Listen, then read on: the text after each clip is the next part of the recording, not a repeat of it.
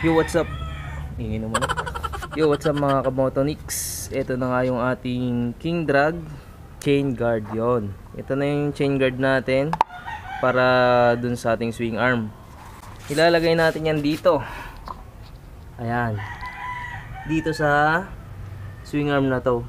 Kung makikita nyo guys, yung aking guard ng chain is gawa sa rubber pa rin. Soft rubber and hard compound rubber. In short, chanelas. Yan, gawa sa chanelas yung ating chain guard. So, ginawa ko lang yan kasi maingi talaga yung chain natin. Kaya ngayon, ang gagawin natin, maglalagay tayo nitong King Drag. So, pang rider to, universal yung nakita ko to lang sa Shopee. So, try lang natin kung uubra dito. So, ang diskarte natin, since mahirap magbaklas nitong swing arm, so ganito na lang gagawin natin. Since hindi naman ito tinatamaan ng chain, itong part na to hindi yan tinatamaan ng chain. So ang gagawin natin, puputulin lang natin dito. Yan, putulin lang natin dito yan. Lalagarin lang natin para may pasok natin dun sa pagkakabitan natin ng doon sa bakal sa ehe. Para mapasok sa ehe, puputulin natin dito. Yun lang. Tapos yung butas, syempre susukatin natin dito yung mga butas-butas na yan. Yun lang gagawin natin. So tara, kapitan natin.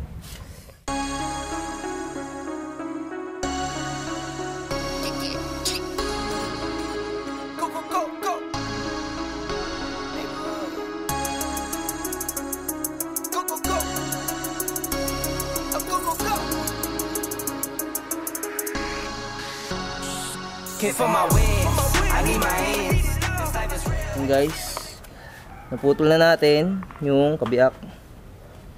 So yung kabiak na napuputulin natin. Siguro kahit hindi natin putulin kasi yun, nahakab na siya. Huwag na lang natin putulin siguro, kasi dito naman dadaan yan eh. Huwag natin putulin, gawin na lang natin ganito yan. Salpak natin.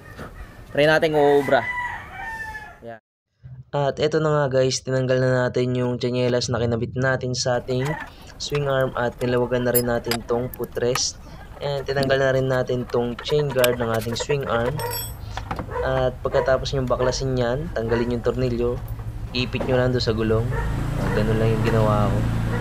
Then, susunod is tanggalin nyo na rin yung engine cover para makita nyo kung nakatama ba dun o nakapasok sa swing arm yung ikakabit nating chain guard. So yan guys, ilalagay ko na nga. So dito sa part na to guys is medyo mahirap siyang ipasok, kasi ang kailangan mong gawin dito is banatin mo yung part na hinati natin para bumuka at sumakto dun sa swing arm, dun sa ehe ng swing arm natin.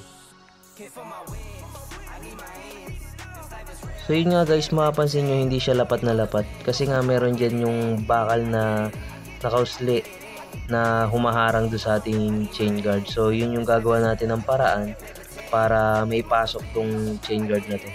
At yan nga, sinusukatan ko nga yung kinukuha natin yung sukat para doon sa pagbubutasan, para may lusot doon sa bakal na yon at lumapat itong ating chain guard. So sa pagsusukat guys, tansya-tansya lang yung ginawa ko. At makikita nyo nga sa video na minamarkahan ko na lang kung saan yung tumapat yung sukat. So pwede naman kayong gumamit dito ng ruler para sumakto yung inyong sukat. At dito naman sa pagbubutas guys, gumamit lang ako ng cutter. So hindi ko hinabaan yung talim ng cutter, medyo iniklian ko lang, then diniin ko lang ng diniin. Medyo malambot naman siya guys kasi para siyang matigas na rubber. Ganun yung texture niya. Kaya ayan, konti-konti lang. Then nung nakita kong butas na siya, ginamitan ko siya ng flat screw. Then yun, press mo lang.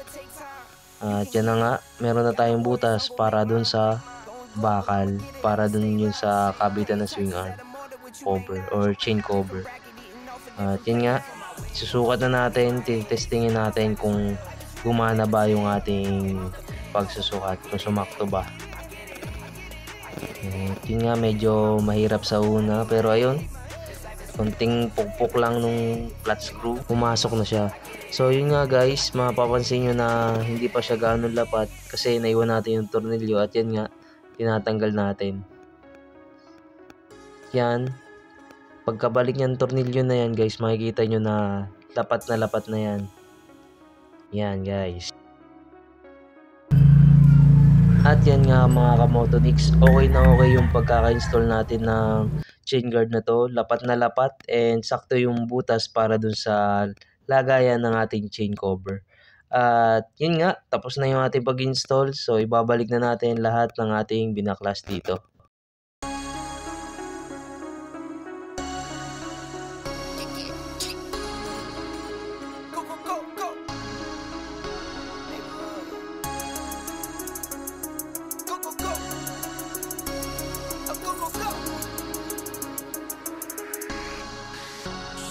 Kiss for my wins, I need my ends. This life is real, if they pretend.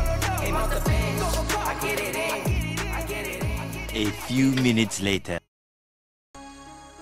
So eto na nga mga kamotonix, ang kinalabasan ng pag-install natin ng King Drag chain guard. So okay na okay to kasi hindi na magagastasan yung swing arm natin at hindi na rin mag-iingay yung chain. At kung gusto mo pa ng mga gantong videos, i-follow mo na ako at i-subscribe mo na rin ang YouTube channel ko. At bago matapos ang ating video, shoutout muna sa ating mga bagong followers. Thanks for watching mga kamotonix. See you again next vlog.